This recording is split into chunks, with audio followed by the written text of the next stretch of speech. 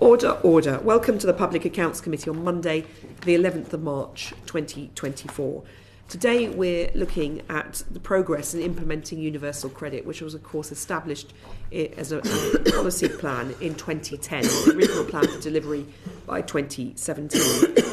Since then, or since various resets, the cost of implementing universal credit has increased by over £900 million, and its completion date has been pushed back by 6 years, not from that original date, but 6 years now till 2028. DWP's own evaluations show that universal credit claimants are more likely than legacy benefit claimants to be in work after making a claim, which is good news. There's a couple of percentage points, but in work placement terms, that is very significant from the work this committee's done in the past. So that is good news. But those evaluations only look at the short-term impacts on claimants, and so there will be work that will need to be done, and particularly for those who claimed after 2018. And then, of course, the other issue that's the big issue for universal credit is the many people on legacy benefits who have not yet moved to universal credit. Some have had their benefits stopped, and the DWP doesn't really have a handle on why that is. So we want to ask some questions of our witnesses about that today. But the migration is continuing, and it should be in place by 2028. But again, that's what we're hearing from the National Audit Office from their report, so thank you to them for that. And we're wanting to quiz our witnesses on how realistic that delivery date is. So I'd like to welcome our witnesses. We have, of course, the Permanent Secretary from the Department for Work and Pensions, Peter Schofield. He's joined by a regular flyer at this, a frequent flyer at this committee, Neil Couling, who has from the inception of Universal Credit been in charge of the programme, but he's now... I'll read out your full title. The Change and Resilience Director General and Senior Responsible Owner for Universal Credit. So every time you come in front of us, you have more to do. There's a hint for you to ask for a pay rise from your colleague. And delighted to welcome Hilton. I'd like to make that a recommendation, Chair. So no, sorry, the Public Accounts Committee doesn't go that generous. Helga Swidenbank is the Director of Disability Services and the Working Age Director of Disability Services, Working Age and Moved to Universal Credit. Again, Mr. Schofield, you seem to give everybody big jobs at the moment, but welcome to you, Ms. Swidenbank. And without further ado, I'm going to hand over to Sir Geoffrey Clifton-Brown, Deputy Chair, to kick off. Thank you very much, Chair. Good afternoon, Permanent Secretary and other witnesses. Can I start by perhaps going to paragraph 1.14 on page 22 and ask you one or two questions about the business case and the savings of moving these benefits onto universal credit, and in particular ask you about the costs or the value for money rather, and you've assessed the value for money case remains strong with a net present value of 39.3 billion over the lifetime of the business case 22-3, 22, 26, 27. I mean, you are claiming quite big savings over the value of this programme. Can you give us any assurance that these figures are realistic, or is there a big optimist bias in those figures?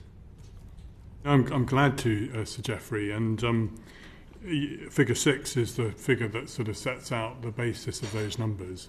So the starting point, I think, is the operational costs of running the service, and with the implementation of a digital back office and all that goes with the automation, there are significant operational savings from the rollout of universal credit. And those are set out at the beginning, the difference between the 2.5 billion savings and the £2 billion of costs. There's further details on those savings further on in the report. And the NEO have found, if you look at figure 7, they found that we're actually on track to overachieve those. So paragraph 128 was significantly more than we set out to achieve on those savings. So that's the first point. And if you look at the overall operational savings over the period that we're talking about, those pretty much effectively already, before you get on to the other economic benefits, those outperform the investment costs of 2.9 billion in the programme in its entirety. So that's the first point. The second thing, rightly, and as the Chair said at the start of the hearing, there are then the economic benefits that come from getting more people into work and the effectiveness of getting more people into work. The original business case, or the business case in 2018, made an assumption that any one time, once we'd fully rolled out universal credit, we'd have 200,000 more people in work as a result. And as the report sets out, it's very difficult because we've now fully rolled out. It's now not possible to claim any of the legacy benefits. So there's no counterfactual. It's very difficult to produce a sort of alternative universe where you can sort of see a different outcome under legacy benefits. But what we've been doing is we've been testing the last remaining cohorts of people who claimed under the old system prior to when universal credit was fully rolled out for new claims at the end of 2018. And we've looked at the impact of universal credit in terms of whether someone is more likely to be in work as a result. The two most recent studies that we did on that, the one that the chair referred to showed that for single people on JSA, we were 2% more likely to get people into work. And then a much more recent one, the last one we did was on the basis of lone parents, which showed a 5% addition into work. So those are all good indicators that universal credit delivers more people into work. Converting that into the 200,000 is difficult because they're not quite kind of they are kind of chalk and cheese in a way. But if you think that when we fully rolled out universal credit, we'll have 8 million people in universal credit, maybe half of them would be in work. 5% of that would be 200,000. So that's a sort of back-solving way to get to the 200,000 from the basis of the lone parent number that we talked about before. On top of that, you've then got further economic benefits that come from the fact that when someone is in work, they're spending more in the economy, and those are wider economic benefits that come. And all of those together give you the 11.1 billion of wider economic impact that is referred to in that table. And then on top of that, you've got two other things. One is fraud and error reductions, and I'm sure the committee will want to get into that in more detail. We always talk about fraud and error when I appear before this committee, understandably. But just to give you one sign of that, we're already seeing universal credit. The use of RTI data means that we're able to basically eliminate fraud and error from earned income. And fraud and error from self-employed income was about £1 billion last year. So, and earned income is more in the economy than self-employed earnings. So I imagine that just with eliminating fraud and error from earned income gets you more than the £1.5 billion that's referred to here. And then you've got the negative on benefit payments. And the two dimensions there. One is that universal credit will encourage more people to take up benefits because it's one benefit that replaces 6 previous legacy benefits. So you might have had someone who was claiming housing benefit but not JSA or working tax credit, but by applying for one you get all, and that was part of the business case, showed an additional take-up of benefits. That is then offset by the fact by having more people in work, there are less benefits that you're paying out. So there's a sort of, the two go together. So what you see there is the 2022 update of the 2018 report. It gives us a really strong sense that universal credit is absolutely driving value for money. A 2.9 billion full investment over a period of years gives you, according to our business case, 10.4 billion of annual savings. It's spectacular from a value for money perspective. Obviously I imagine the committee will want to delve in a bit deeper, but we certainly do want to delve a bit deeper. That gives a bit of a sense of where we are. Thank you, Mr. Schofield. That's very helpful. You usefully referred to figures 6 and 7. I want to ask you questions on both of those, please. Part of this whopping 10.9 billion to 4 billion that you're claiming is to do with reductions in cost. And you've helpfully referred the committee to figure 7. And from 22.3, with actual costs of 1.288 billion, rising to 2.3 billion in 26-27. That is a very big forecast of reduction in operating costs. Now, you've referred to a reduction in back office costs, but can you give us any sort of feel? I mean, that's really sort of almost halving your current costs over the next 4 years or so. That is really a very big saving. Can you just give us any sort of sense of really how you're going to achieve that? Well, we are achieving it, I mean, is the truth. You'll see that already if you look back at the years that we've had, 22, 23, we were delivering the 349 million savings. What we do, and I might get Neil to say a little bit more about that, but what we do with this is we look at the total costs of delivering the legacy benefits. Those are DWP costs relating to the legacy DWP benefits, so income support, JSA, ESA. They also include the cost for local authorities of administering housing benefit for the working age population, and also the delivery by HMRC of the tax credits, working tax credit and child tax credit. So in establishing the cost of the legacy benefits, you have to add all of those costs together and see that system proceeding. And of course that then gets replaced by DWP's delivery through a digital system. It takes very significant numbers of headcount out of the delivery, and very efficient delivery at that. So that's basically what we're seeing it already, and we continue to demonstrate that going forward. But I mean, Neil, do you want to say a bit more about that? Well, you can also see it, Sir Geoffrey, in figure 8, where if you just go on a little bit from figure 7, and you look at the unit cost figures that the NAO have set out there, and you can see that there's, a fall there in unit costs sustained since 2018. In fact, if I ran the data back before 2018, you'd see unit costs over £1,000. We actually hit the break-even point at about 2020, early in 2020, and since then, as the costs have been falling, this is why you start to see the administrative savings start to pile up. And it's because of the efficiency of having only one organisation doing this rather than 3, and the fact that it's digitally enabled, so that much of what sort of humans were doing, those humans can now be freed up to help people into work rather than on administrative tasks. I do accept that, and the unit costs have come down hugely from 593 to 195 today, or last April. But the big drop in those unit costs were because of the large increase in claimants during COVID, weren't they? And since then, we haven't seen anything like that amount of drop in those unit costs. So, no, the big fall in unit costs. I mean, there's two things going on. The nature of the caseload here. So, I remember coming to the committee, and indeed the Work and Pensions Committee, in the late 2018, 2019, and saying that the unit costs will fall because this caseload mix will change. And as the NEO point out in their report, that has happened. But we've also been investing in this system over the years so that things, as I say, that human beings would have had to have done in the legacy system, they don't have to do now.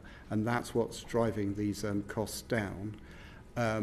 Now, they do fluctuate a bit. If ministers ask us to do a new policy, say we give extra help for helping people into work, that will push the costs up. But even with new policies coming in, you're seeing the overall unit costs fall here. And they will fall further as well. We're actually ahead of profile on unit costs falling as well. On the plan, they should be about 250 at this point in time, and they're tracking below 200 now. The other crucial thing to say, if you look at the cost, the difference between universal credit and the legacy, is that Move to UC is bringing more people across from a more expensive legacy system into universal credit. So you're applying these lower unit costs on more cases, and when you look at the overall cost of the system, that also drives some of the reductions that you see in Figure 7. Very helpful. I don't mind, Permanent Secretary, whether you or Mr. Couling answers this final question from me. But in that very large and creditable figure, if you achieve it, of savings of 10.4 billion of net benefit a year once fully implemented in 26-27, in Table 6 that you referred to, can I just take you to the wider economic impact figure of 11.1 billion? And that, I think, if you look at the little note in little 3, includes the 6.1 billion, which is increased economic output of 4.7 billion and increased employment of 1.4 billion. Now, how measurable are those two savings? Because previous reports have said actually trying to measure the economic benefits of extra people being in work is very difficult. So what I can't do is create a facsimile of the UK economy and run one with universal credit in it and one with universal credit out. And we explained that to the NAO back in 2018, and they reported on that fact then. So That remains true. That's true for any big infrastructure investment. So I can't uninvent the M25 or Terminal 5 we get the and picture, so we understand. So we can't measure that, but what we've done is we've done these comparative studies to try and show how does universal credit perform against the legacy system. So job seekers allowance is one, the OECD regard that as one of the most efficient labour market regimes in the world. And universal credit has outperformed that 4 times now. We've run the tests on it. And we've recently run it for lone parents, where we've had a 5% gain in employment there. And that compares very favourably. If you remember, one of the great stories, it's a cross-party story, so everybody should be happy with it, of success since the mid-1990s has been the increase in lone parent employment rate, which is up from around 45% to around 66% now. And there's been a layering of policies that have achieved that across the then Conservative government, the Labour government, the coalition, and now universal credit. And you're seeing this kind of upward drift, and it's a long success there. So I can't prove to you, for example, that New Deal for lone parents, tax credits and childcare changes estimated an 80,000 employment effect. The New Deal for young people estimated a 30,000 employment effect.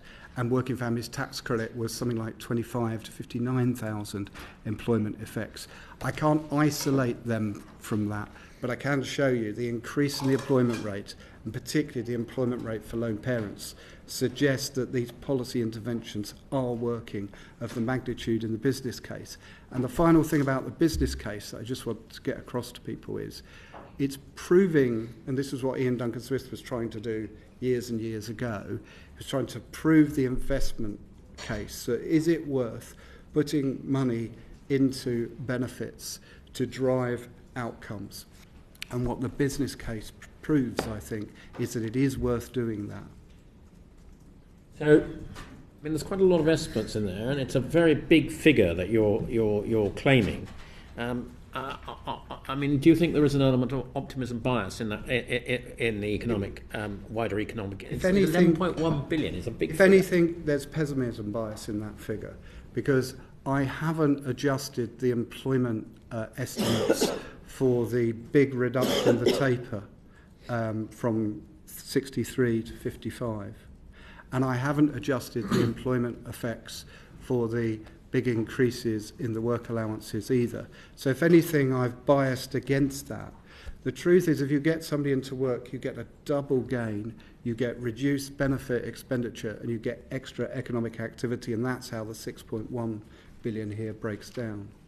The other dimension is that when you've got someone already in work, with the taper smoothed in the way it has, and also the taper lowered in the way that Neil has described, there's more encouragement and incentive to do more hours and do more work and drive economic benefit that way. And it goes back to what the chair was saying at the beginning. Actually, small employment effects drive very significant economic benefits. Well, you're only really measuring for the 6 months at the moment in employment. What about the extent? No, so that might be misunderstood. So we measured the effects for a short period. Yeah. But what you have is a cohorting effect going on here. So whilst you might see some decay in the numbers of people who went into work 6 or 12 or 18 months ago, they're being replaced by people in the labour market. So this is a sustained uplift in the labour market as the cohorts come in behind each other and effectively replace, ultimately, everybody on legacy benefits over a period of time. So this is sustained and long-term, but we've only measured the effects on individuals in the short term. Maybe I've misunderstood, Mr. Couling, what you've just said, and therefore I want to just come back on what you've just said.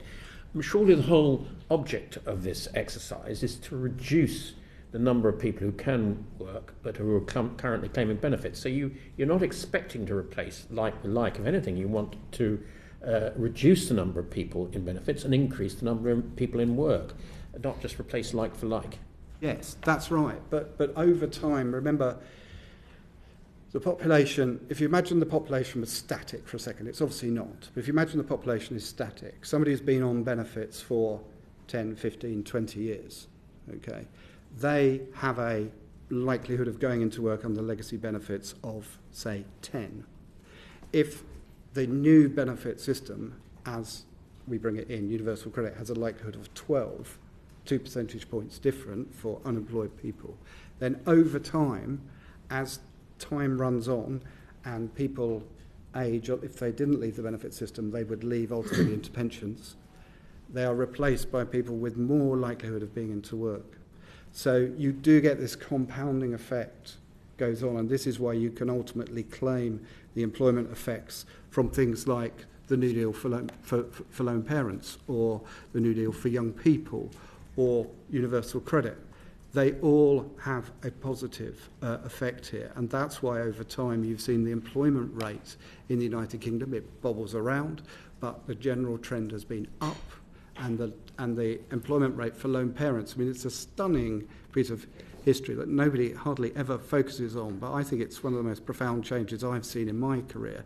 In the mid-90s, we were one of the worst performers in Europe for lone parent employment. Yeah, we're now doing really well. We can digress. I mean, not that it's not important, but Sir Geoffrey, No, I think for now. I'm done for now.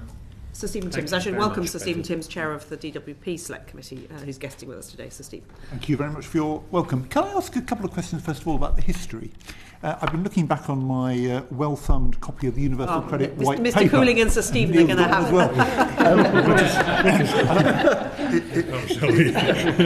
It always intrigues me on page 37.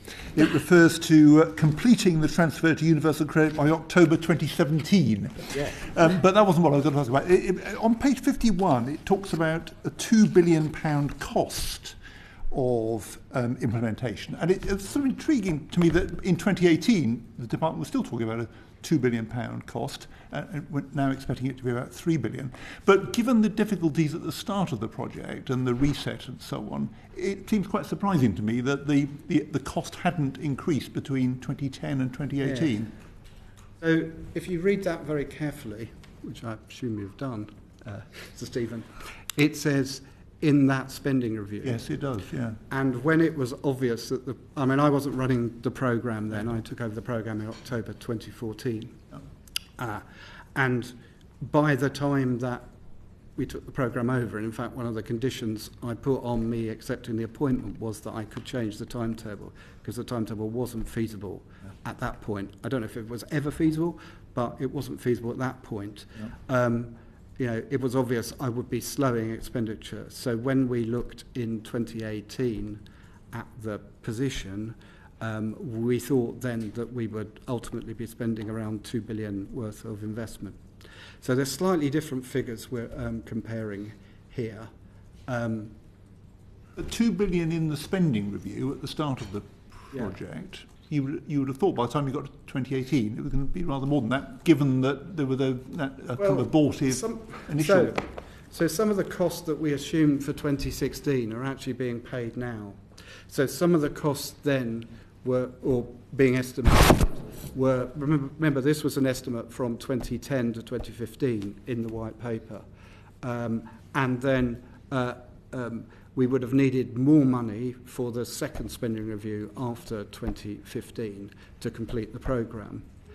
By the time that we get to the second spending review, we have elongated the programme. It had slowed down. It had come to a crash at one point.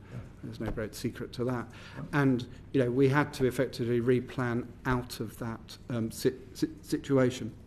The truth is that doing the IT ourselves rather than contracting it out proved to be a lot cheaper. Right, okay. Well, and things like that. So at 2018, I'm looking at investment costs of about £2 billion, but then various, when we recost this for 2020, various things have changed. The programme's moved out over an even longer time. And what is happening to those costs, we may come on to this in a bit, but things that in 2017 I assumed would be in business as usual by then, remain on the programme's books. So, for example, just this afternoon we announced the further extension of Help to Claim. That appears as a programme cost at the moment. If the programme didn't exist, it would be in the normal department's running costs. So there's a bit of accounting jiggery-pokery going on here. It's not It's not suggesting there's been a massive explosion in costs. Sorry, you used the word jiggery-pokery to You didn't Public like Accounts jiggery-pokery. Committee. There isn't any the accounting. committee It's all and the very county transparent and clear and following best practice. My Okay, experience. yeah. But Okay, so thank it is you. a cost, but it is a real cost of the programme, Yes. because it wouldn't be there if we weren't implementing Yeah. universal credit. And But you've got things like the operational costs of running the digital underpinning infrastructure, which sit in the programme. But at some point, when we've unwound the programme, will sit within our digital Move across. Yeah. Stephen. I'm entirely persuaded of the advantages of universal credit over the legacy systems. I'm not yet convinced universal credit is any less prone to fraud than the previous. So what's the evidence? Given that fraud is now a lot more than it was in the past, what's the evidence that universal credit is better for fraud? I suppose, Shall I go and then I'll hand over to Neil, because part of that is picking up on the point I was making to Sir Geoffrey a bit earlier, but then Neil will want to sort of add to that. I mean, we've talked in this committee and indeed at the Work and Pension Select Committee with you in January, we've talked about the underlying propensity for fraud and error, which would be an issue whatever the system was that we have. If you look at the business case, both from 2018 and from 2022, what we particularly focused then on was the infrastructure that we were putting in place using data to help us to manage the risk of fraud and error in a different way. And as I say, the particular example I would give is looking at fraud and error from earnings from employment, which in the latest figures in May last year were virtually zero under universal credit. And you compare that with fraud and error for those who are self-employed, which was about 1.1 billion. If you look at the other big drivers of fraud and error in universal credit in the May stats, you had living together, which was a key part of that, and you had capital fraud, and capital fraud relates to the controls that we have in universal credit that we don't have in tax credits. So it's sort of hard to see why any of those key drivers for fraud and error that we see in the May statistics would have been different under the legacy system, other than for earnings from employment, which have come down to virtually zero. And we've also how much of the billion is down to that? The fraud and error reduction, 1.3 billion a year. Well, of course, it's a challenge of producing the counterfactual. But if you think that earnings from self-employment were fraud and error of 1.1 billion, I mean, it would be, earnings from employment are a significantly higher proportion of overall earnings than earnings from self-employment. So it would be that sort of order of magnitude.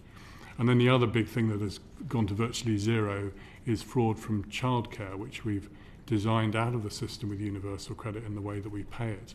And that, again, is virtually zero. I think it comes out as zero in the sample.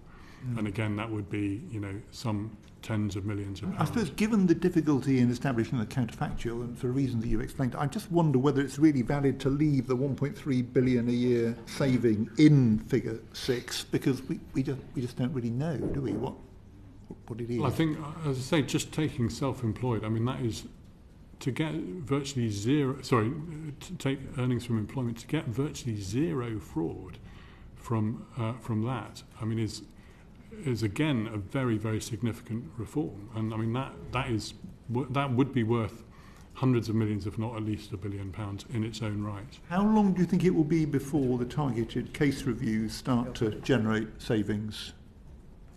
Well, they're included already in the AMI savings target that we've set for the current year of 1.3 billion. At a relatively small scale, they build going forward. I mean, Neil, you might want to update on where we are in terms of delivering TCR. I think we might see 100 million savings from TCR this year. In the current financial year. We're pushing quite hard at it. 100 million will be a good result. But it's a growing...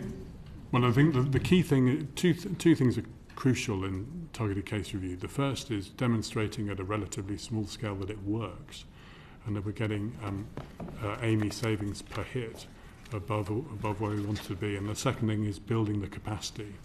And we've reported before on our plans to recruit into this capability. I think we're a little bit below 3,000 people now working on targeted case review, and slightly behind track, but looking to build that. Estimate for next year? I think it's around 400 million, but I might need to write back to the committee if that's not accurate. I think there are details in the NAO's report on accounts from the annual report and accounts from last year, so I think those figures in the public domain. A different thing I particularly wanted to ask you about, though, is that we've learned from the NAO's work that 20% of tax credit claimants are closing their claim rather than applying for universal credit, which seems a very large number. What do we know about why so many are not claiming universal credit? Well, we've been doing quite a lot of research on this, and we published the latest set of research only, I think, on the 29th of February. But some of the research is already contained in the NAO's report. And there are a number of things. I mean, it's something that we've been looking at very closely through the whole discovery process and changed some of the things that we've done as a result. So early on, one of the things we discovered at a very small scale is that some tax credit customers were a bit unsure around the fact that this was something coming from DWP and they were used to hearing from HMRC. So we changed the migration notice so it referred specifically to HMRC as well. Early on, some in the very small discovery numbers that we were looking at, it emerged that some people thought that they might, if they did nothing, they would automatically move on to universal credit, so they didn't have to take any action. So we changed the migration notice on that. And we made all of these changes ahead of then moving to scale from April last year. Since then, we've done the analysis that we published a week or so ago, gives a bit more detail. But I mean, some of it is people's circumstances have changed since they were last assessed for tax credits. If you recall, with tax credits, you're assessed on an annual basis, and people's circumstances very regularly change. So you get to the point where you've got your migration notice, and for some customers, they may not be on tax credits, but they may not anymore be eligible. And there's some evidence that people use those online benefit checkers and find that they wouldn't be eligible and think they're not going to try. How much of the 20% do you think might be in that category? Well, I'll bring Neil in. But let me just do the other categories and then come to those. Then the second category is those who look at their circumstances and think, well, I'm only going to get a very, very small amount of universal credit. And it's therefore knowing, particularly for the self-employed, that there's quite a lot of requirements around conditionality in universal credit, and they choose not to do so. Set of categories. I mean, let me ask you. The minister, the then minister, wrote to me last March to make the point that robust governance arrangements to assess our readiness to scale the migration of tax credit claimants to ensure it's safe and secure to proceed. What are the criteria that you've used to decide that it is safe and secure to proceed? There are a set of readiness criteria that the programme board looked at, and that's one thing, and I'll get Neil to talk about those. Then the second thing is, well, what are we looking going forward to check that we're on track and that we should be reassured by where we are? But Neil, do you want to talk about the readiness criteria? Could I just say one thing, though, just on this no claim rate? Yeah. We've done, I think it's paragraph 2.13 of the report details what the NAO's exploration of this. We did a survey with Ipsos. We're planning a survey in April to try and contact everybody who hasn't claimed. The difficulty in answering your question, Sir Stephen, is that not very many people respond to that kind of inquiry. That's the reason we asked Ipsos to do it rather than ourselves. But we're going to try and contact everybody. I don't think very many will respond. We are continuing to explore this. The thing that I draw some comfort from, though, is we have a very, very low level of complaints. I mean, tiny handful of complaints. I think HMRC think it's about one a month they're getting at the moment. And but is this non-claim rate amongst your criteria, those readiness criteria? No. What we do is we assess, is the non-claiming because we've created barriers to people claiming. So that's what we check. So not that there's a magic number that we're trying to satisfy here, but that have we created barriers to people claiming? Is that stopping them claim? And there is no evidence at all that the process, people are saying they understand the process, they understand the choices that they are making. Now, to my initial reaction to this was these seem strange choices that one would turn down the opportunity to get money, but what people are saying for some that the extra kind of engagement with the state that universal credit brings, the fact that the amounts of money are not high from their perspective because they have quite, relatively high earnings in their tax credit award, is driving people to think it's not worth claiming. So, and this has now gone on for 12 months. In every month we've tried this. It's a similar sort of amount here. So that may be the natural no claim rate. You say not much. Do you have an idea of the figure that they're thinking Sorry. is? When do you have an idea from the work you've done about what figure is what they consider negligible, not worth the effort for claim? So it's noticeable that those not claiming have median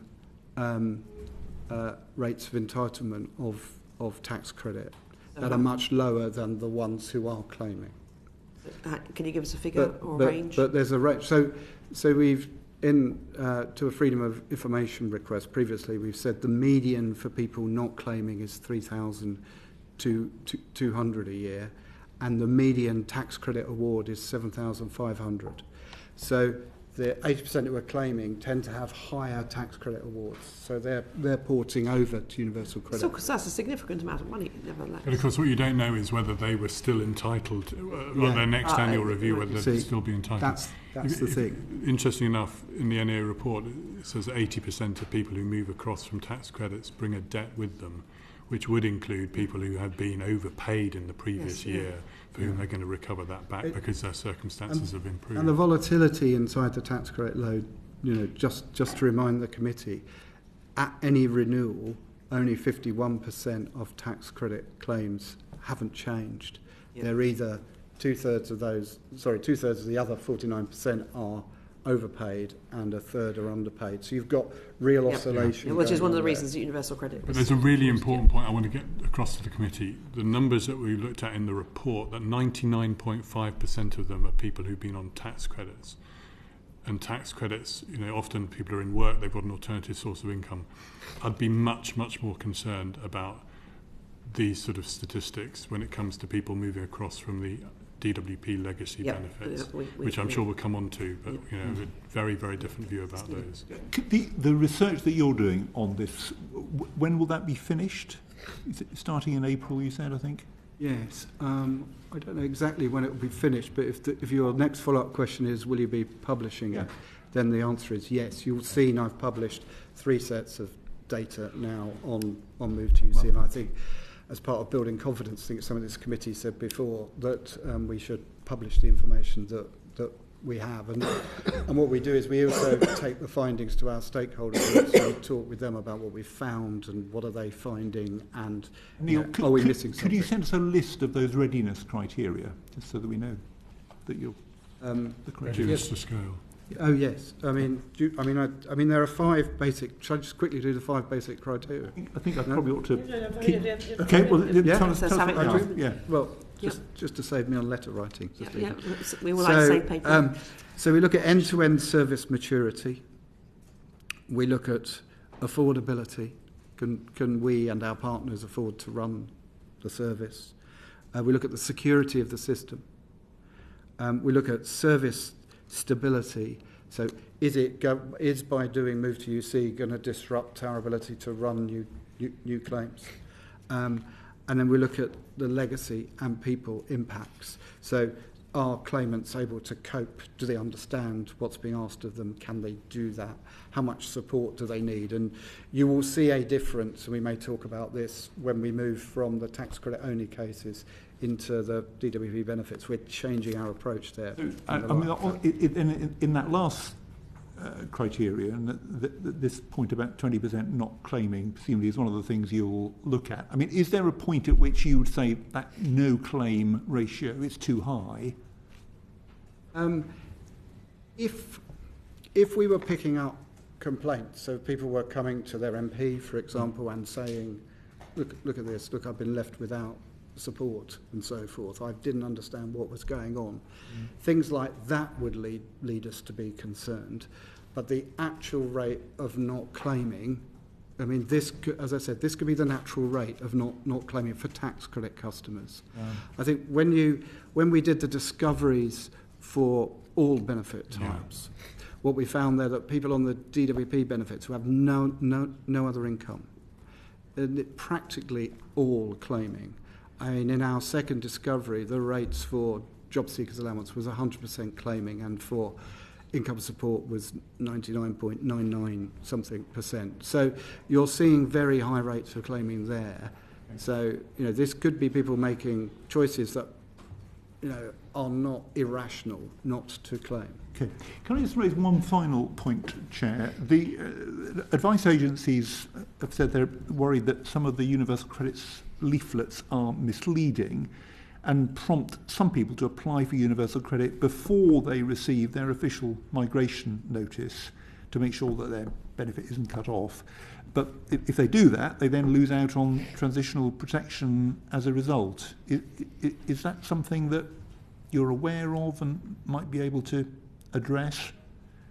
Yes, so when we've done previous leaflets, we have taken them to the stakeholder groups and we have discussed the risks of, and it's kind of sort of hinted at in the NAO report as well, where in its third chapter it talks about 51% of people currently on employment support allowance who will have to wait till 28 to come across to UC. Could be better off if they made a move now, but it is, for the reasons that the stakeholder groups and we know too, quite a tricky process here to prompt people to claim. Now, we've had isolated incidents of evidence of people who have been in this situation who have claimed, but we haven't seen, to the leaflets that have mainly been done to tax credit cases, we haven't seen people respond by making voluntary claims in any great number, as far as we can tell from the data. Okay. And a very final point, going back to the no claim rate. Some people who may not claim will be people who've got savings more than £16,000 entitled to tax credits, not entitled to universal credit. Do you know what that proportion is? No, I mean, it's one of the things we'll try to find out from the research, but it relies on people telling us. So I have anecdotes of people who've, just said, and in fact I listened into one call of somebody who had £171,000 in the bank and said they didn't feel the need to claim.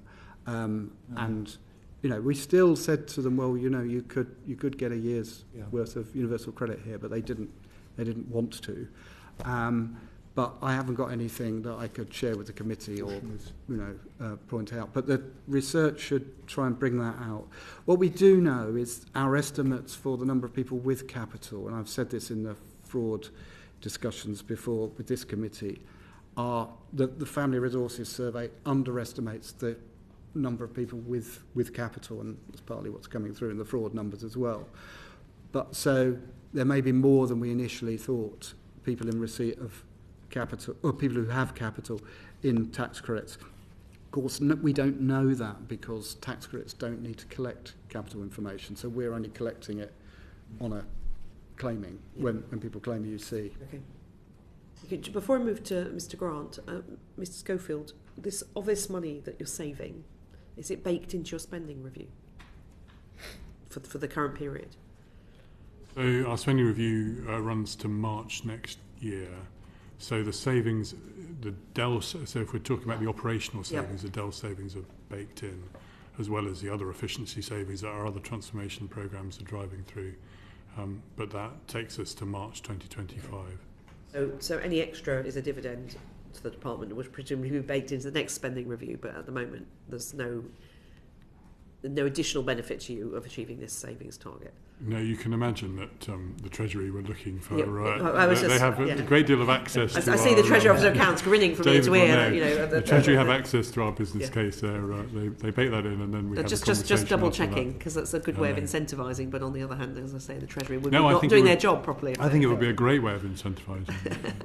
I mean, let's just be clear. We would like everybody to claim universal credit. We don't have this is not a source of pleasure or... Sorry, the operational savings. Yes, it was the operational savings. I mean, to the extent that people who are entitled to universal credit... No, I wasn't talking about the underclaiming. It was about the operational savings. Thank you. Mr. Peter Grant. Thank you, Chair, and good afternoon. Before I go on to my own questions, I want to follow up a couple of the answers to previous questions. First of all, Mr. Couling, in response to a number of questions from Sir Geoffrey earlier on, we were talking about how you know how much the additional economic impact has been from the introduction of universal credit, because that was a significant part of the anticipated savings. I'm still not seeing how you can go from knowing how many additional people had a job at some point within a 6-month period to knowing how much each of them contributed to the economy. Is it the case that you don't measure how long somebody stays in a job once they get a job? Is that correct? Well, so what the original business case, the 2018 business case, actually made an assumption that at any one time you'd have 200,000 extra people in employment under universal credit than you would have had under the legacy benefits. Now that's the thing, as Neil said earlier, you can't produce a counterfactual to demonstrate in an alternative universe that that's where you are. So what you're constantly doing is finding other ways in to look at that question. So if you look at lone parents, we're showing the data that was based on 2018 cohorts, which is the last time we had people claiming for legacy benefits, new claims for legacy benefits before universal credit was fully rolled out for new claims.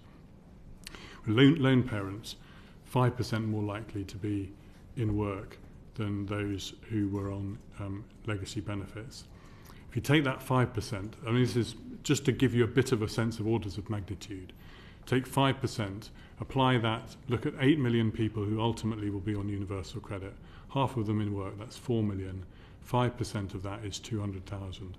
So as a way of back solving, and you can sort of see you get to that order of magnitude of 200,000 that is the basis of the core part of that 11 billion. The remainder then is based on other dimensions here, including the fact that when you've got more people in work, not only are they contributing to the economy, their spending power is also driving further economic benefits. Then you can add on to that the fact that you'll have more people who are in work, who'll work more hours. You've got rid of the 16-hour rule, for example, under universal credit. That will encourage people who are just below the 16 hours to do more hours in work. So that's not captured in the 5% number or the 2% number, but these are people who were in employment before, in employment afterwards, but because of the simple taper, they're more likely to take on those extra hours.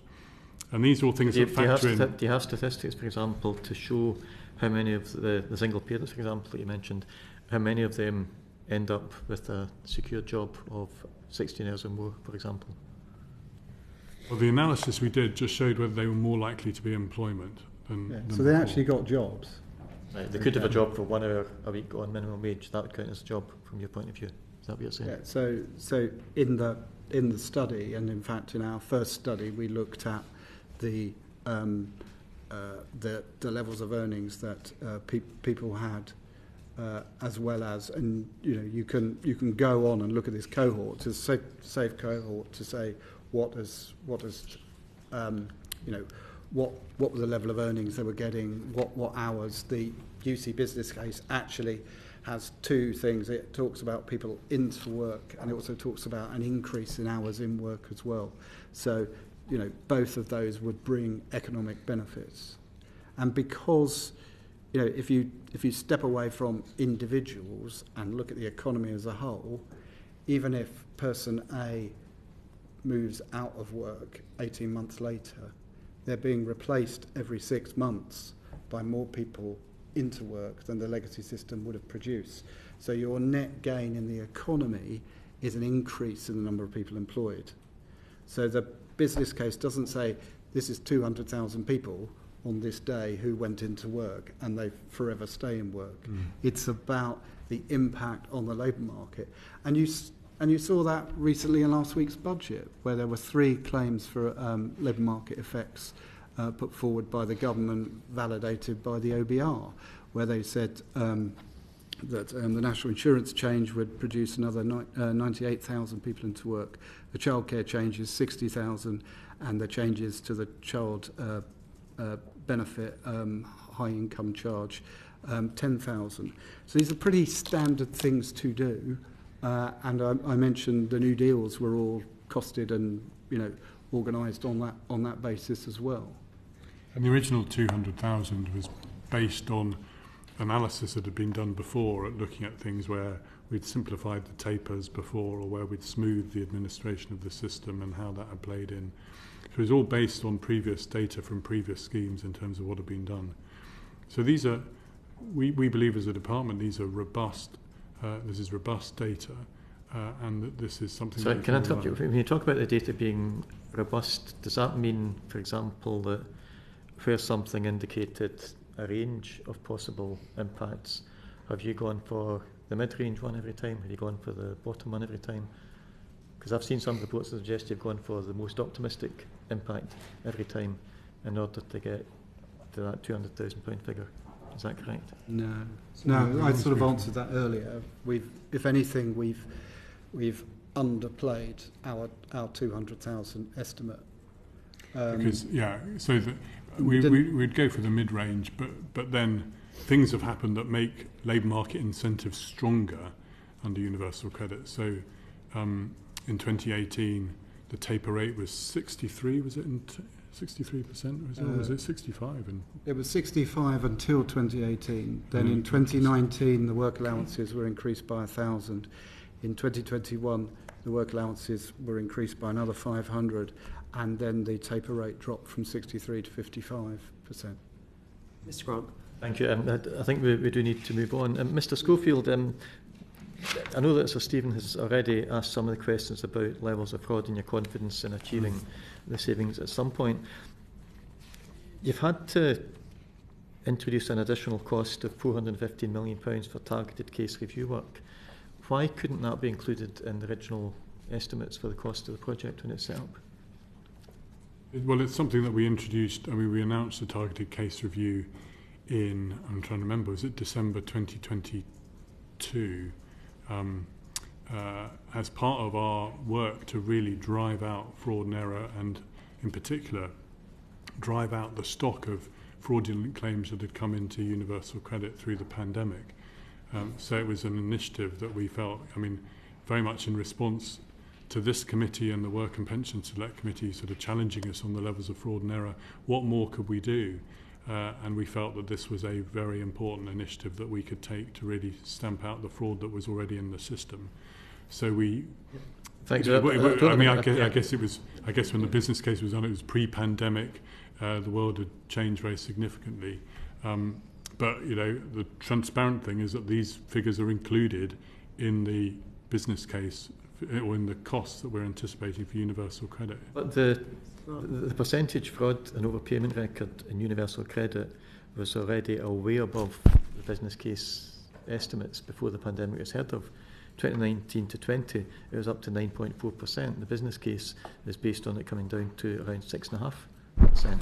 Isn't it more sort of a fuller answer to say that part of the reason why you had to spend all that additional money on fraud prevention was because the original estimates back in the original business case, the original estimates for how quickly fraud would come down were too optimistic?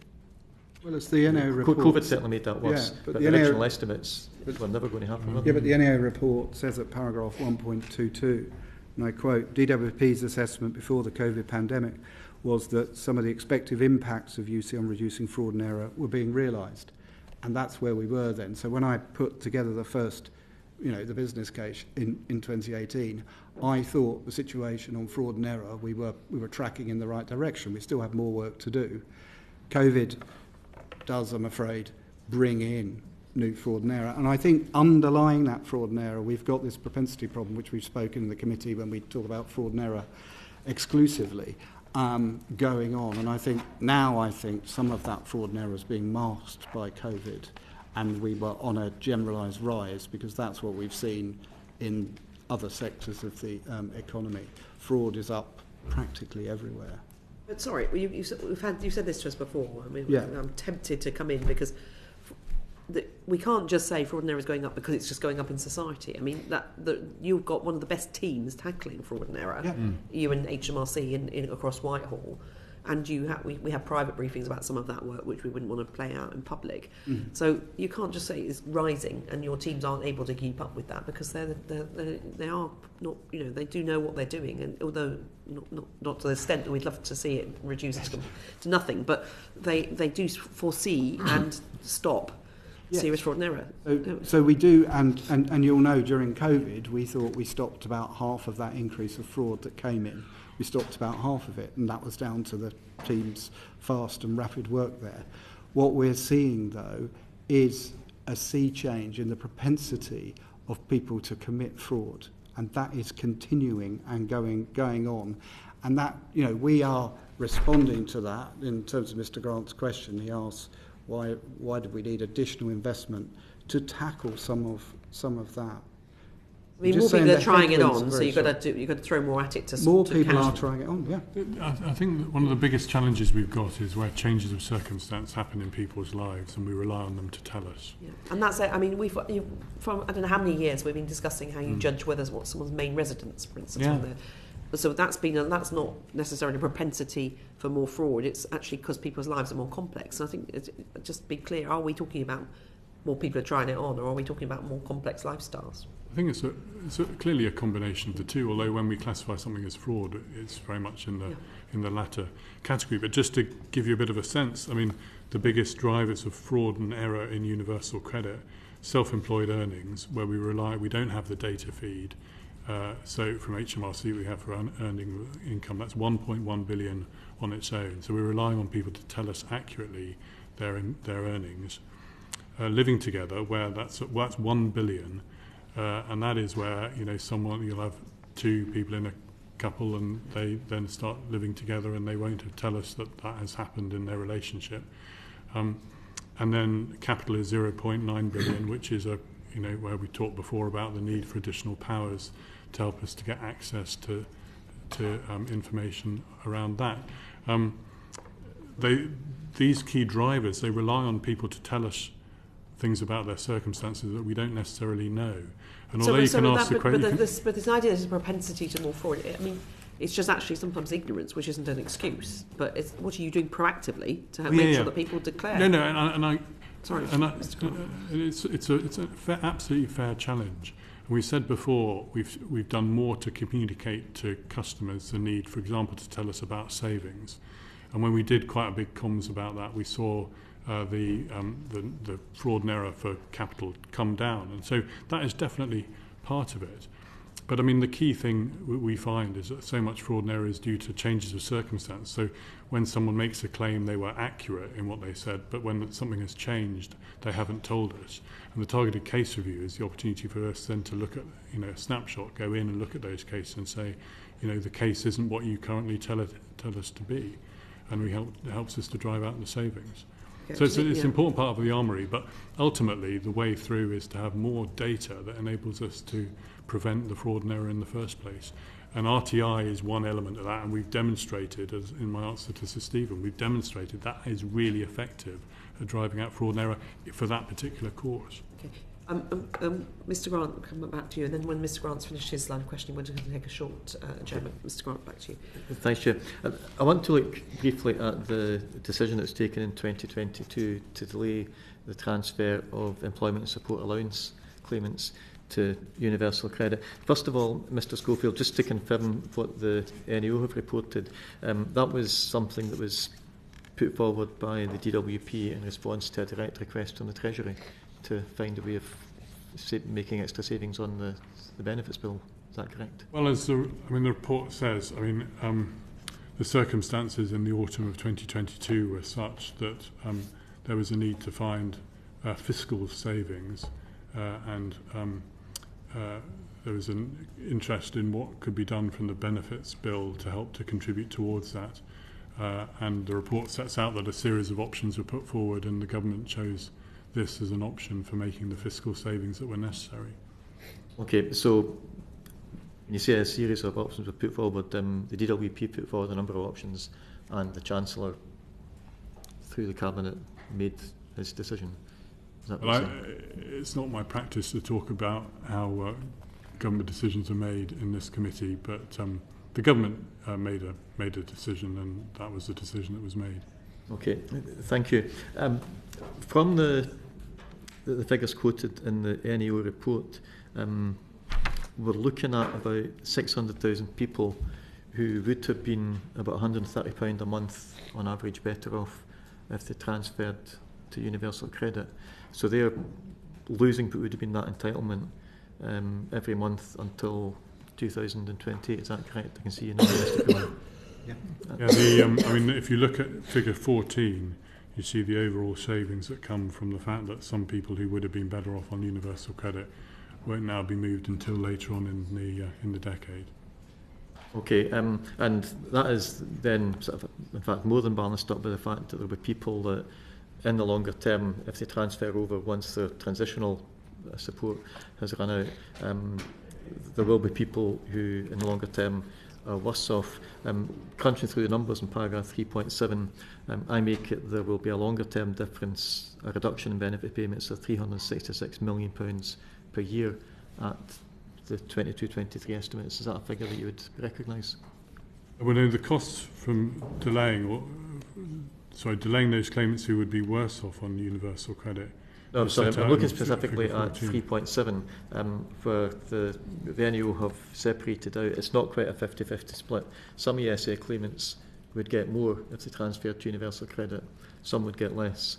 And if you sort of work through the average benefit or the average loss, it's coming to a reduction in the benefits bill for ESA claimants of £366 million per year.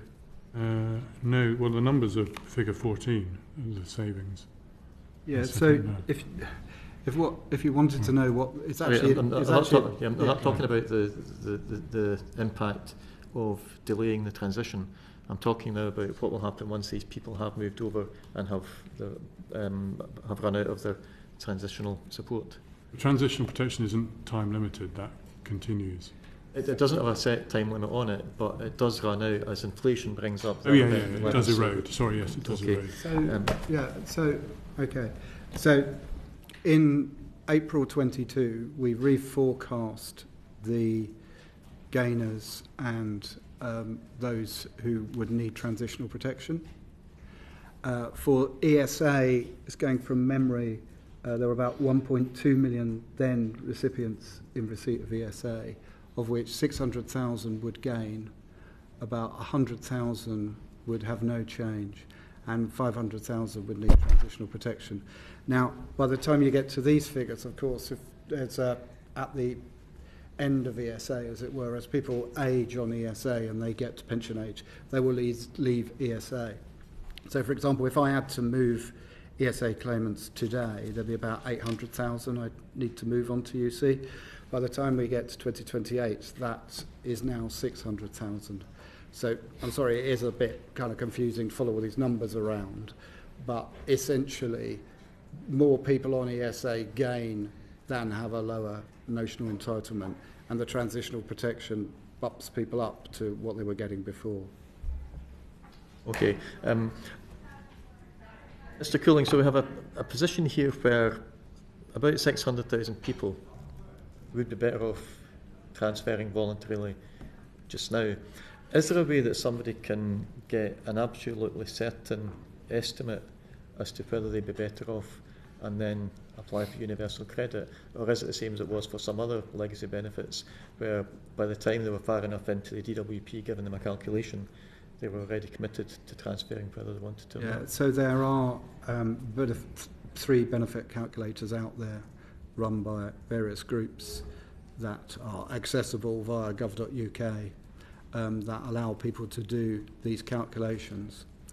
We've spent quite a lot of time looking at could we have a voluntary initiative here, a voluntary phase in and around the programme. Mainly we looked, before I developed all the things we need for managed migration. So this was something we were looking at in 2021 and 2022 to see whether we could encourage people across.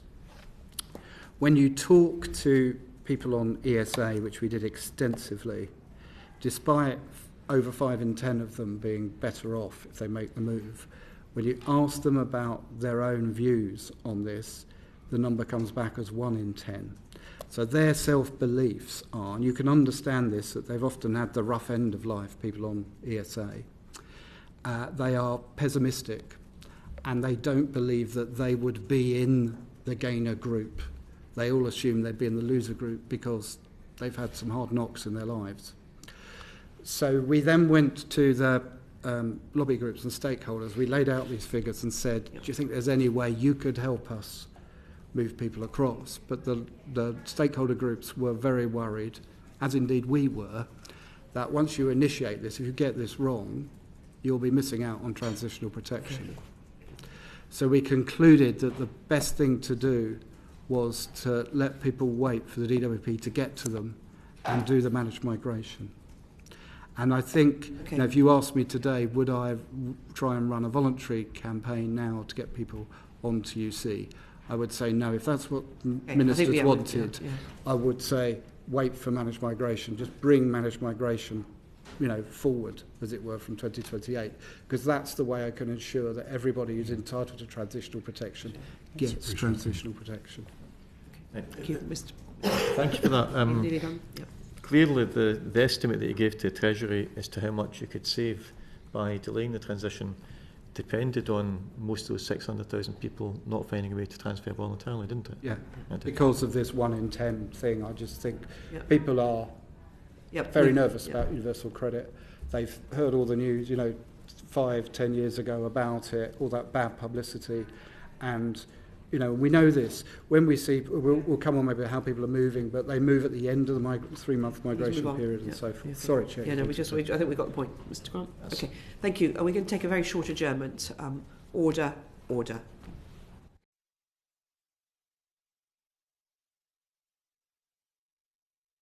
The proceeding is currently suspended.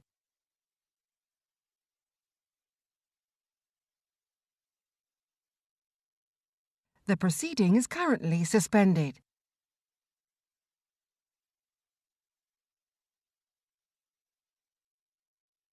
The proceeding is currently suspended.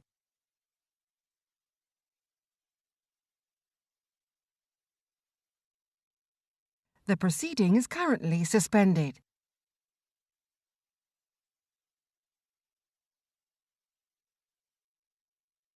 The proceeding is currently suspended.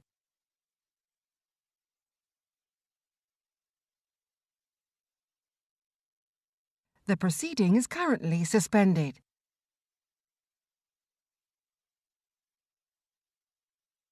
The proceeding is currently suspended.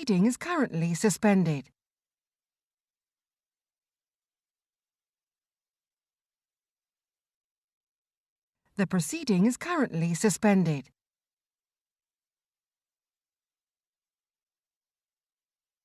The proceeding is currently suspended.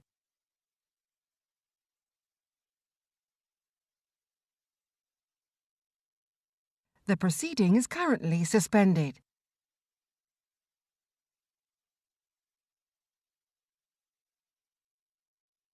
The proceeding is currently suspended.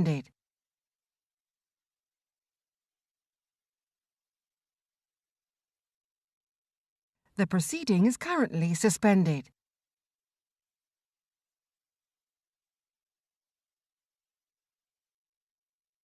The proceeding is currently suspended.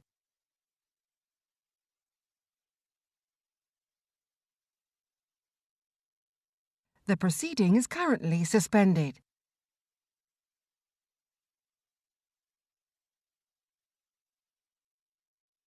The proceeding is currently suspended.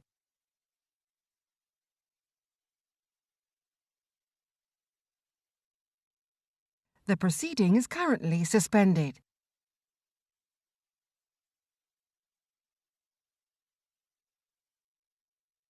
The proceeding is currently suspended.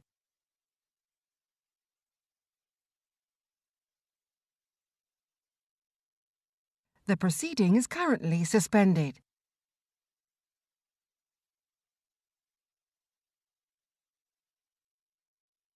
The proceeding is currently suspended.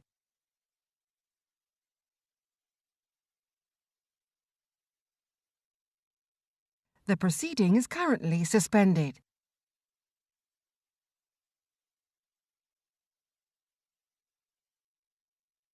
The proceeding is currently suspended.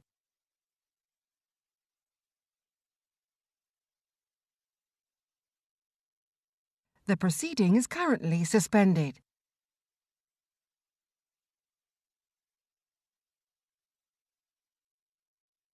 The proceeding is currently suspended.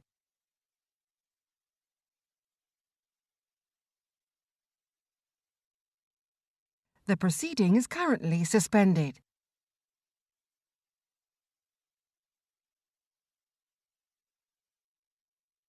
The proceeding is currently suspended.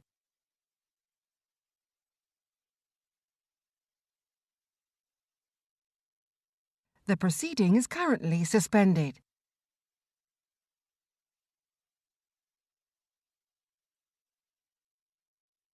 The proceeding is currently suspended.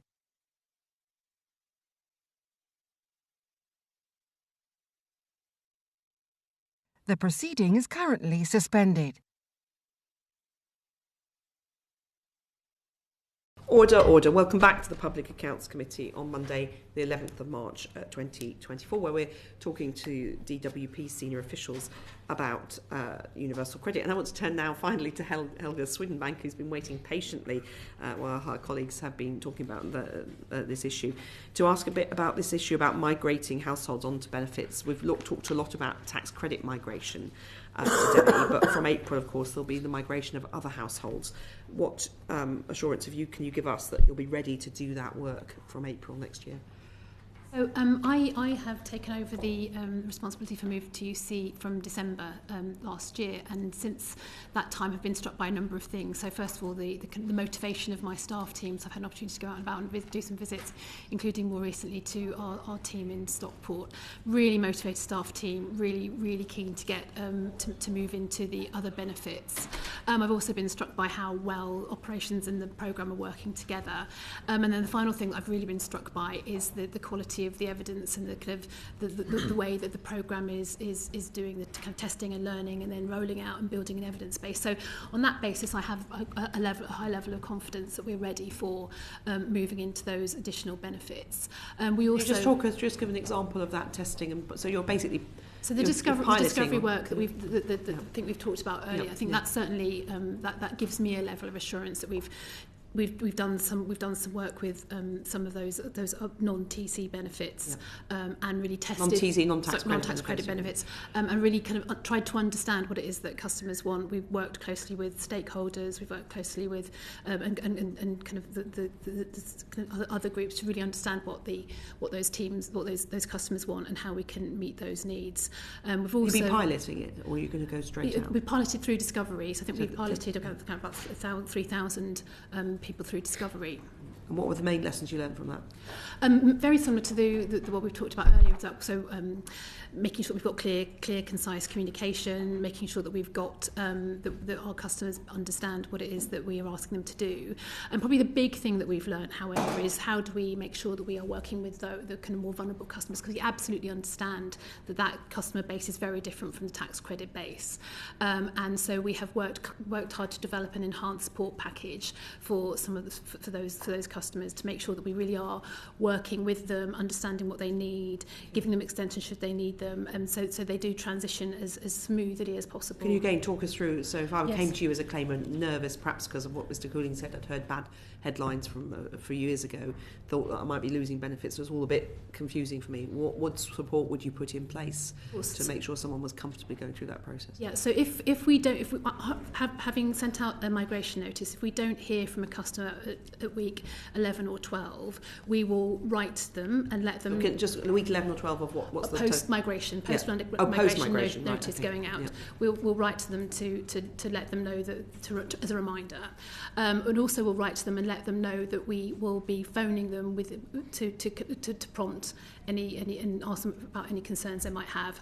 And we will make... This is after they've already migrated? No, pre-migration. So 11 weeks after the notice. They've received a migration notice. And that's how far ahead is that of actual migration? So they have 3 months to migrate. 3 months, sorry, yeah, of course they do, yeah.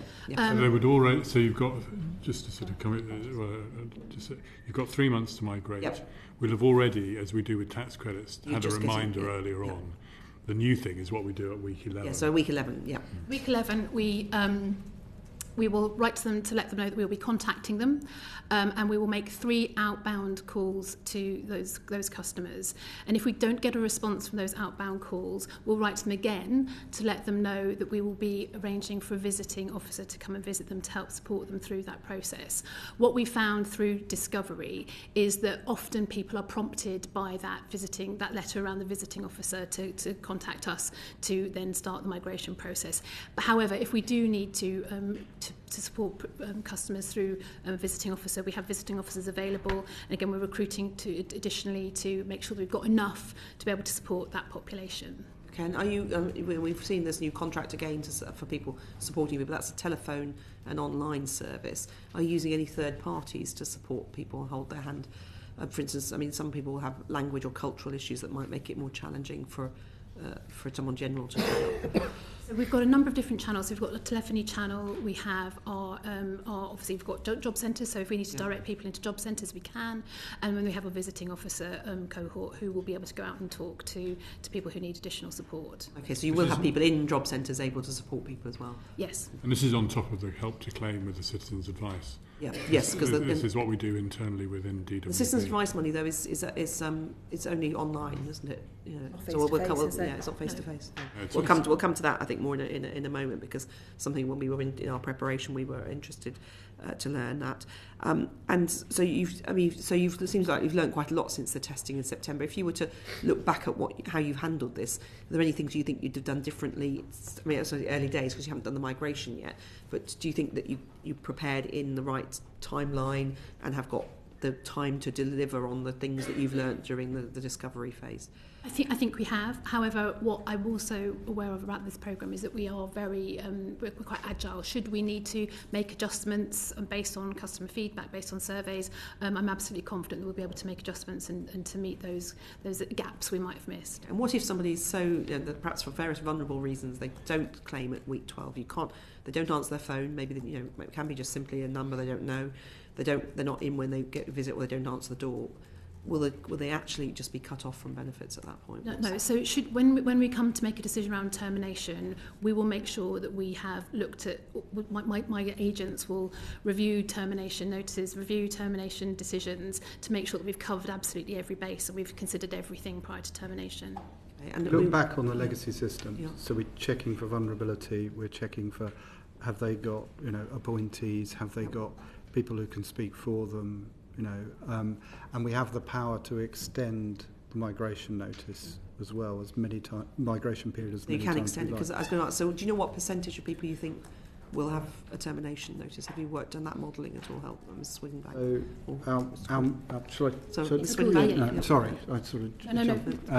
So we think that the level of terminations will be around 2 to 3%. Okay. That's quite a lot of people, even though it sounds like a lot of people, but that's actually the normal turnover in the caseload across a year. So it looks like the terminations are people who are leaving the benefit naturally. You hope the 2% is going to overlap completely. The other thing, I think people ask, why have I got 3 months at the end of the programme? So why do we say we issue the final migration notices in September, finished by December, but the plan says March? Yeah. It's because when I look at the difficult cases, so across the discoveries, the difficult cases are taking 4 to 5 months. Yeah. So it's just allowing ourselves a little bit of time to finish this and make sure we don't hurry, because the timetable. It's something this committee said a while ago, don't let the timetable dictate what you're doing. I have said that since I first came here in 2014. I'm not going to let the We've heard timetable you. drive us. Well, I think we could have a nice night out on the, if we had a fiver for every time we don't say that. Yeah, but I absolutely mean it. It's people at the back of this. Not Exactly. And you are the Department for Wonderful People, as I think as your permanent secretary or previous Secretary of State described you. And we certainly, and Ms. Swidenbank, you pay tribute to your team, certainly, and especially during the pandemic, we recognise the efforts put in. But nevertheless, you're dealing with people, so you've got, if those people aren't migrated and there's problems, are you confident you've got every tool in the box you can to try to track people down and support them to continue to claim benefits, and that there won't be people, or if there is a problem and it's picked up by, for example, their MP or a third party, that you're able to act quickly to put them onto the benefit that they deserve? Yeah, I am. I think we've got the volumes of people. We've got we've learned through discovery, and we have a very highly motivated staff team who really do want to get this right. Okay, well, the proof will be down the line, and we'll be of course back in touch after that. I had the privilege of going to Nottingham to visit some of Helga's people and listening into some of the calls, and I was incredibly impressed, first of all, about how quickly people can get through, first thing, and secondly, just the really sort of helpful, constructive way. I mean, maybe it was because they knew the permanent secretary was listening in. But was the paint fresh as well? Well, exactly. Yes. I know. And you always need to watch for that. But, I think it's part of the culture that Helga's team have. No, I think we don't doubt that people in the DW, you don't join the DWP unless you want to be helping people, one would hope. And certainly but the point is that a small percentage of errors can be a lot of people living in destitution. And we've all had cases in our surgeries where people come because their benefits have been cut off for one benefit or another at different times, and they've just got nothing for the next day and have to emergency loans. So we know those cases arise. We're just trying to make sure that we'll ask you the right questions. We also have, sorry to interrupt, we have a two-tier assurance process as well. It's probably worth the committee understanding. So our tier one assurance is my local line managers will assure themselves around the quality of calls and the quality of the work that my teams are doing through listening to phone calls, kind of watching how the teams are working. And we have a second level of assurance that's done through our corporate structure. So our customer experience directorate, independent of my operational line, will also make sure that they're testing the quality of what we're doing. So hopefully we've got enough checks and balances in place to ensure that we are serving our customers well. Okay, thank you very much, Ms. Swidenbank. Ms. Parker. Thank you, Chair. Ms. Swidenbank, hello. Hi. We've touched these with the Chair, but I just wanted to put some more meat on the bones, if I may. I'm just referencing 2.14, which is on page 34 of the report, where it speaks about leaflets being sent to claimants to understand the migration process and reduce barriers to claiming. Are they sent in different formats? Some people don't have English as first language, some people require larger print, etc. So I'd be interested to understand that. I'd also be interested to understand what the impact has been since those leaflets have been sent out. So we do have some of our customer base who do require alternative formats, so for example Braille, and so what we're doing with that, we've got about 30,000 people who we're not activating the migration notices for them yet, because we know we need to do some additional work to make sure we've got the right type of communication for them to be able to understand and therefore respond.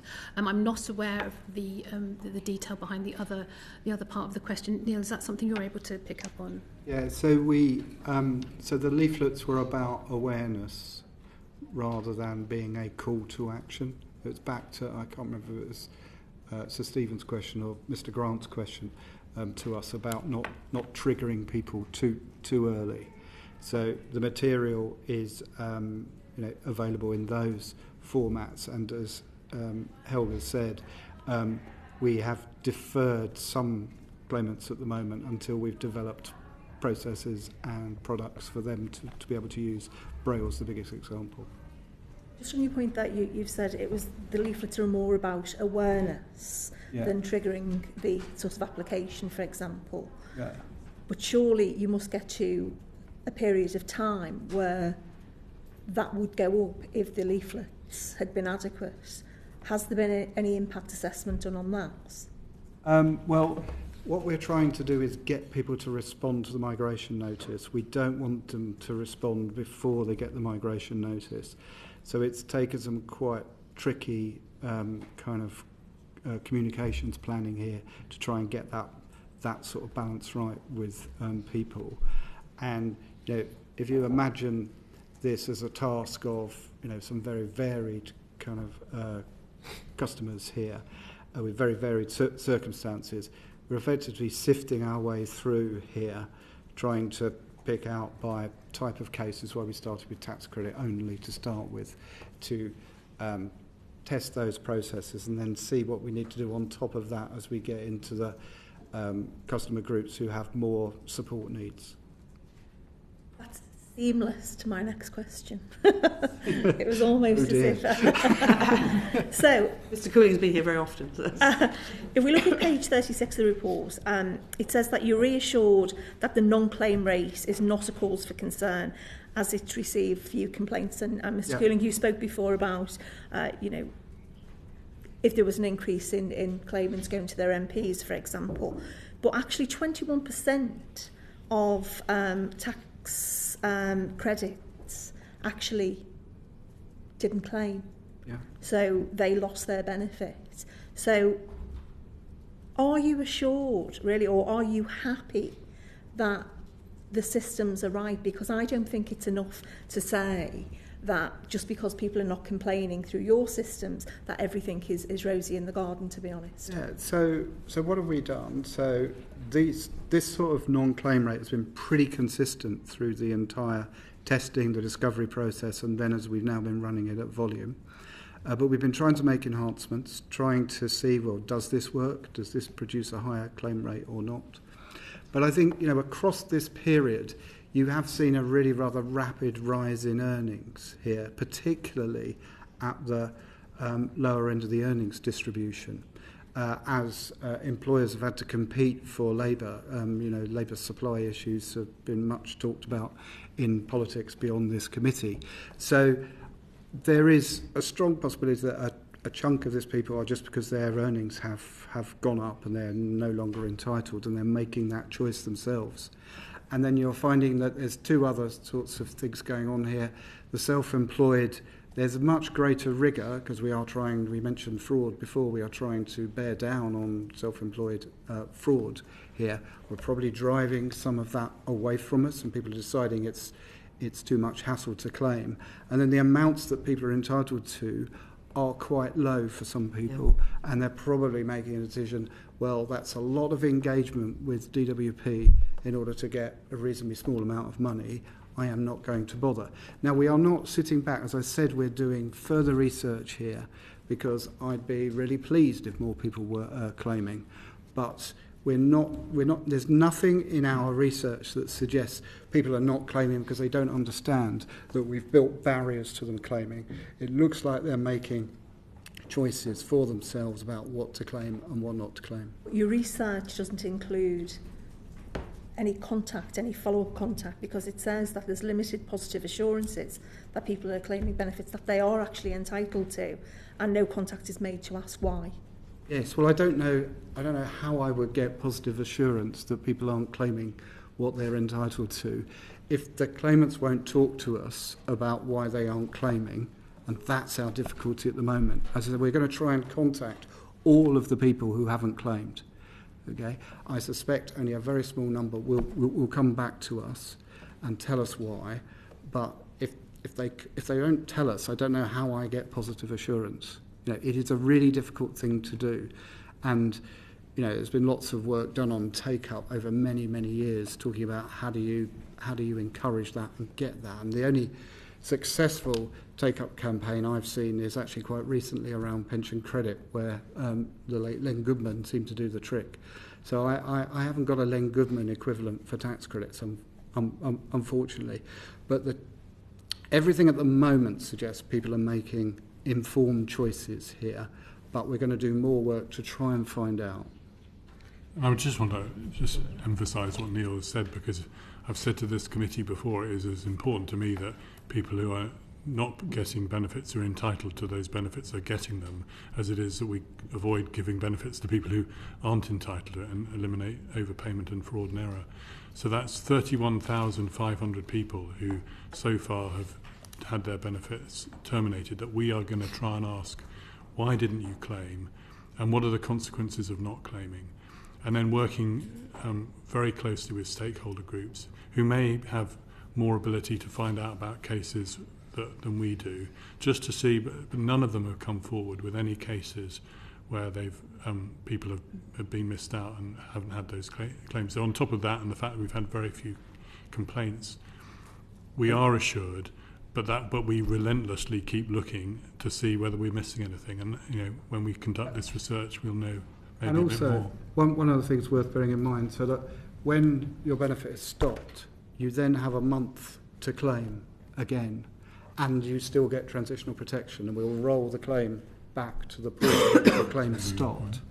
And people are doing that, so around 4 or 5% of claims are coming round in that sort of catching thing. But again, it's not a large volume of cases doing that. And I thought, well, okay, maybe this is people almost trying to stare us out a bit. Oh, you won't switch it off.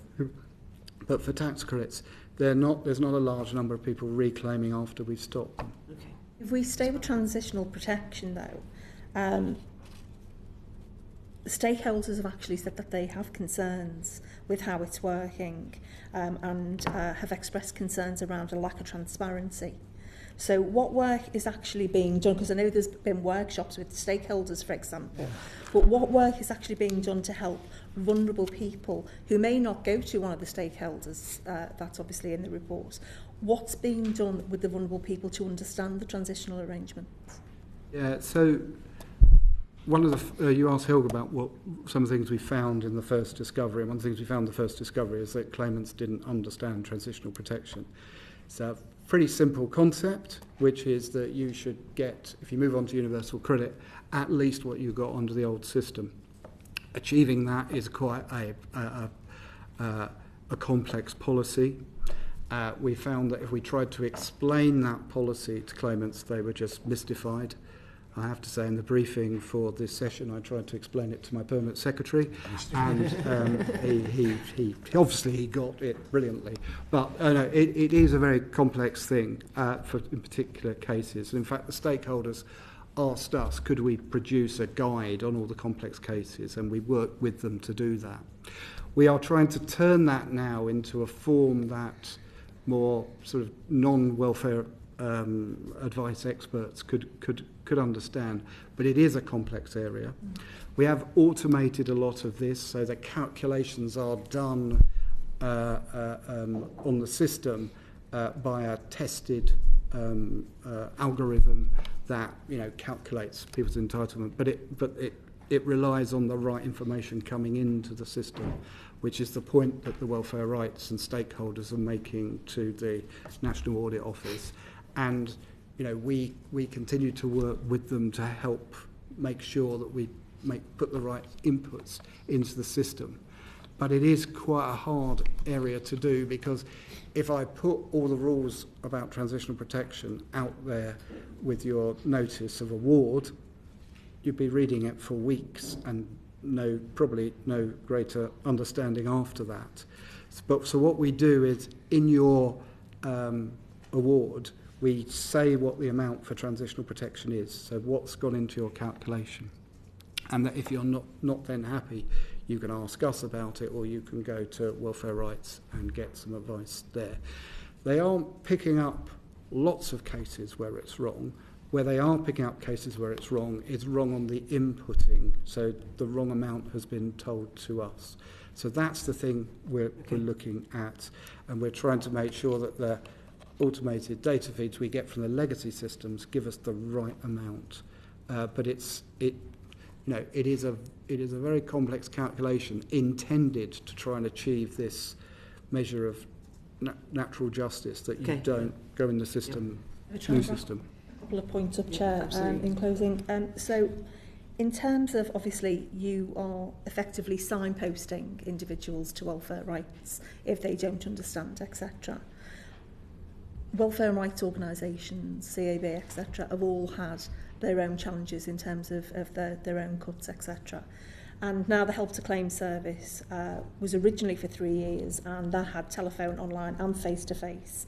But since 2022, there has been no face-to-face. Then I also noticed that there will be face-to-face support to vulnerable claimants in job centres and at home. As of September 2023, DWP had carried out 23 pre-claim home visits. That was against figures of receiving more than 30,000 calls between May 22 and September 2023, which seems to be... Mr. Swidenbank, isn't it? Yeah, it seems to be a very, very low bar that only 23 home visits were carried out. And you spoke earlier when Dame Meg was talking about recruiting new visiting officers. So I suppose that's a very convoluted way of me saying how many new visiting officers are you going to recruit?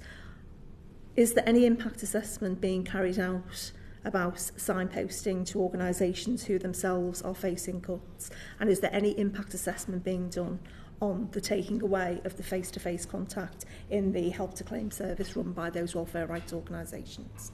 So we plan to have 55.5 FTE visiting officers, full-time visiting officers by December, which is when we expect the peak of the customers coming our way. Is that in addition to what you already have? No, that's in total. So how many is your total? So in total now, well, in June we're going to have 35 full-time. I couldn't tell you exactly how many we've got today, but by June we'll have 35. We've come to that volume based on again through discovery. We think about 10% of the customers who need visiting officers. 10% of customers will need visiting officers. So that's how we've come to that number. Again, I think as we've talked about, there's an agility to this. So if we think that we need more, we can think about how we might respond to that based on customer feedback and based on feedback from stakeholders. Sorry, what was the second part of the question? So it's about what impact assessment is being done with signposting to welfare rights organisations who they themselves have faced cuts. We've done some work looking at how customers get their support, and the vast majority of customers get their support from family and friends. And then the next layer down is through our own job centres and through our own helplines. I think it's about 3% of our customers get support from Citizens Advice and other agencies. So again, we're really happy to hear what our stakeholders have to say about this and think through how we might respond. But again, Neil, I don't know. And I put some extra money in the Help to Claim contract that was announced earlier today for Citizens Advice to have extra resources to help with move to UC. But that doesn't include face-to-face? Doesn't include face-to-face, no. But what we found is that JSA customers, Job Seekers Allowance customers, who are used to, they'll have a relationship with the job centre already. They like, I mean, I think this is coming out of the discovery work, they like to go and use those contacts and those relationships already. And that is a very effective face-to-face channel that we've got, on top of then the helpline that we run and the other support that we provide as well. So you're assured that it's more cost effective to the public purse to employ these additional staff, up to 55.5 FTE, as opposed to putting it into these schemes with the Help to Claim services? I think the reassurance I would want as SRO is that we are not terminating somebody's benefit whose benefit shouldn't be terminated. And, you know, I used to do visiting about 38 years ago, and I know that sometimes you've got to go into the home to see what the situation is like for the individual. You could have a very distressed person there. So I like the fact that we have a high number of visiting officers here at Helga's disposal to ensure that that people don't not claim, and we encourage them to claim, we support them in claiming. I think it's a vital thing that the department does, and I've long been a fan of our visiting teams. I used to run them years and years ago as well. And I think the reassuring thing I want to give to the committee is that we absolutely, and particularly this cohort that we're talking about, not the tax credit cohort, but this cohort that we're moving into in April, we're absolutely committed to making sure that they're able to make that claim. and that we are agile and will respond as the data comes through, and we'll constantly monitor the data in terms of claim rates going forward and what we're seeing in terms of people's ability to get through on the helpline, people's need for visiting officers and support in the home. And we'll work it through, and we've got the opportunity in the organisation, the scale of organisation that we are in DWP, we've got the option of moving resource around if we need to. And at the end of the day, as Neil said, we can always extend a migration notice if we haven't been able to provide the support. Thank you. Can I just, one final question, Chair, sorry. Could Mr Swidenbank write to the committee and let us know how many FTEs you currently have as of today? And That's visiting officers. Sorry, visiting officers. Yeah, sorry. And are you confident that the new visiting officers will be able to go through appropriate training in a timely fashion? Yes, I am, and I'll write to you with the numbers. Yeah. That's great, thank you. Thank you very much. Sarah Olney, MP. Thank you, Chair. The tax credit claimants who are migrating to universal credit, HMRC estimate that 80% of them are migrating with outstanding debt. That seems a very high number. Why is it such a large number of people? Well, a lot of it, Ms. Olney, goes back to the way that the tax credit system works, with an annual review of someone's circumstances, particularly their earnings, for example. And if someone gets a better job or a promotion or works more hours in the period after their annual assessment, then when they come to the point where they migrate to universal credit, they will have been overpaid by HMRC. And that translates into an overpayment debt that in the normal way, what HMRC would do for the following year of tax credits, they would adjust down their tax credits to recover the fact that they were overpaid the year before. But obviously they're moving to universal credit, so that gets crystallised as a debt. And we then do, I guess, something similar in that we make an adjustment to the payment of universal credit to deduct the overpayment that they had before. That's one of the biggest elements of the debt that comes over from HMRC.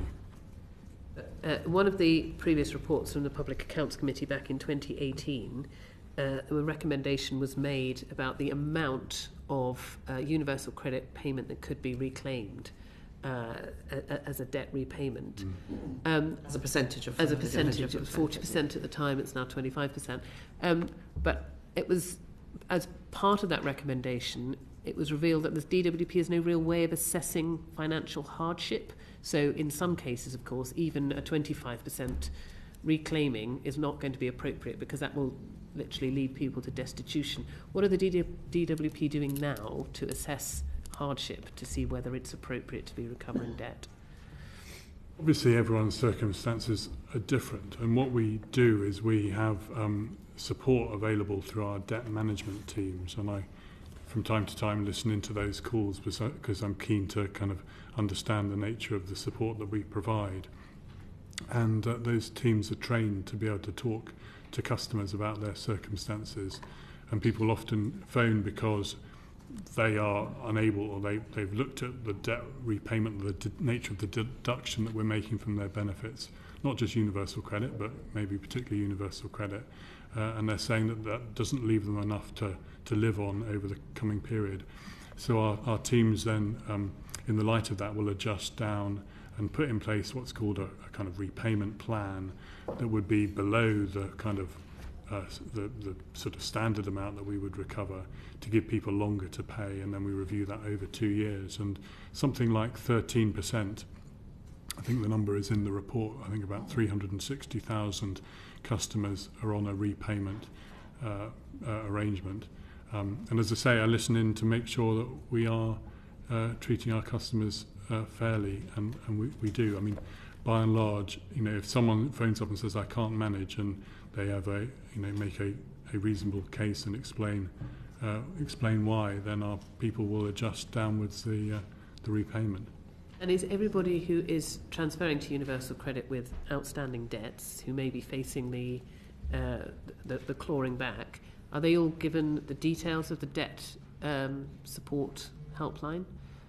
This actually came up in a recent hearing at the Work and Pension Select Committee. I think I was asked about this about a year or so ago. One of the things that I was recommended to do was just to double check the nature of the letters that we send out when someone has a debt, to make sure that they're aware of that. So we've improved the communication to make sure that people are aware of the telephone number and what they're able to do by phoning up. And HMRC tell the person moving across to Universal Credit that they're taking a debt with them. You're confident that anyone who has a debt has access to the support they might need if they find that their debt reclaiming is putting them into hardship?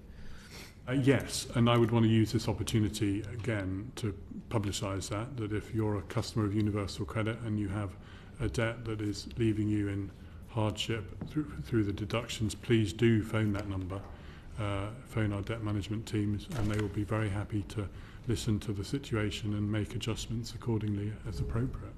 Thank you. Mr. Couling, obviously the maximum deduction rate has reduced from 40% to 25%.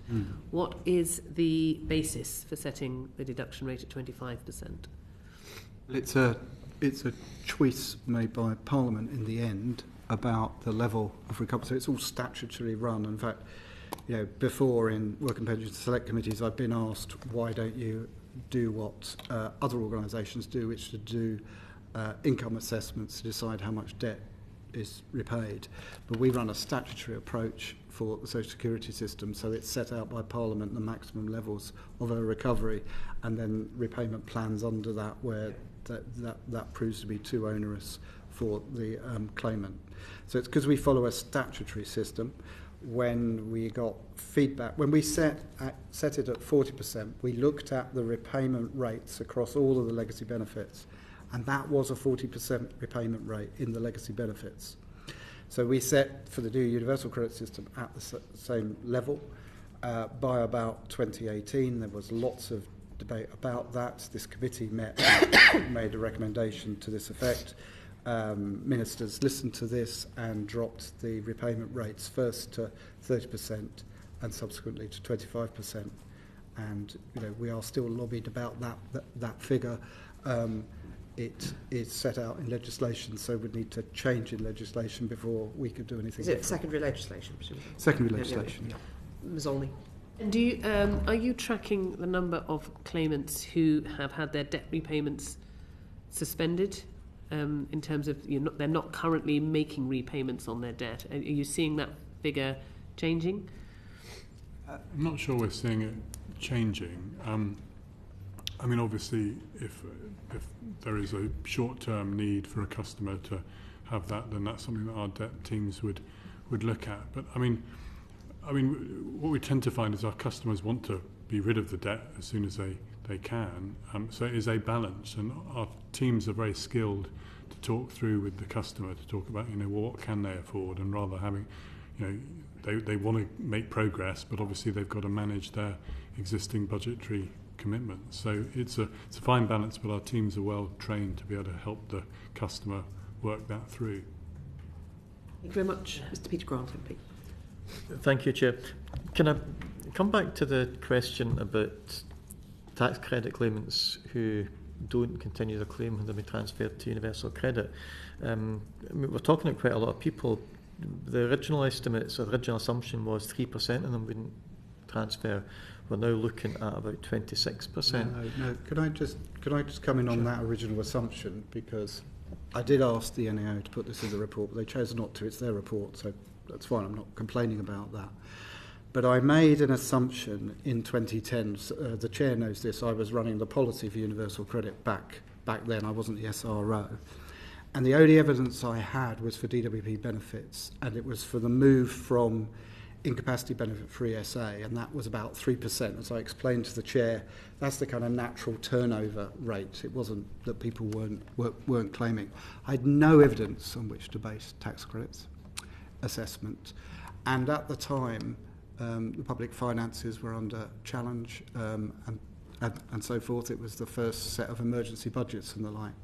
And we decided to make a very safe assessment about what the no claim rate was going to be, so that we put more money in the forecast than actually it turns out we needed to do, because we didn't want to under forecast the costs of universal credit. So I never actually made an assessment for tax credits back then, and the only time I've had any evidence to make an assessment is since we did the discovery.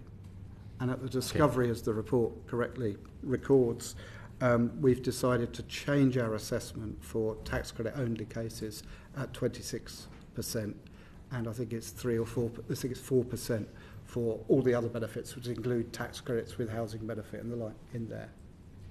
Thank you. I'm quite sure we would usually be quite happy if somebody made an assessment based on being pessimistic about how much money would be needed, but we certainly wouldn't criticise that. So just to be clear, that's a 3% estimate, prediction, assumption, call it what you like. Was the business case based on the expectation that about 97% of tax credit claimants would end up on universal credit? Even though you thought the figure would be different from that, was that the figure that you based the cost on? So the public expenditure forecast assumed, until we changed our assumption, that it would be 3% overall. But as I say, we didn't break them down into different benefit types. How much difference does it make financially to total cost of the benefit if you're now looking at 26% not transferring over, as opposed to a significantly lower percentage that the original case might have been based on? So in last week's Economic and Fiscal Outlook, the OBR attempt to estimate that. Unfortunately, what they've done is they've rolled it in with some other changes. So you've got, as I mentioned, higher earnings going on that's driving reduced benefit expenditure because people have higher earnings because of the high rates of inflation and even the higher rates of earnings for people in the lower end of the earnings distribution. It's difficult to disaggregate, you're saying. So we have asked the OBR to disaggregate, because I don't know what the answer to that question is, Mr. Grant, at the moment, but you will get a disaggregated figure from the OBR when they've managed to disaggregate everything. Thank you. And finally, Mr. Schofield, we saw the statement.